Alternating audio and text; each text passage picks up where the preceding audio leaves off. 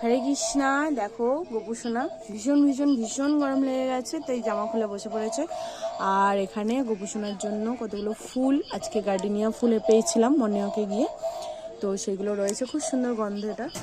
আর তোমাদের সাথে আজকে একটা বিশেষ খবর মানে শেয়ার করব, সেটা হচ্ছে গোপুসোনার বাগানে দুখানা বেলফুলের গাছ। তো এই বছর মানে গরমেই যেহেতু বেলফুলটা হয়, তো এই সিজনে প্রথম ফুল দুটো গাছই এসেছে, কিন্তু দুটো গাছের মধ্যে একটি গাছে আজকে দুখানা ফুল ফুটেছে।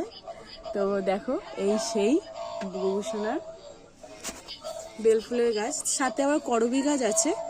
করবী গাছটা আলাদা পাত্রে আছে, আর এটা হচ্ছে বেলফুলের গাছ। তো একটা ফুল পুরো ফুটে গেছে, আর একটা ফুল ফোটা শুরু করেছে।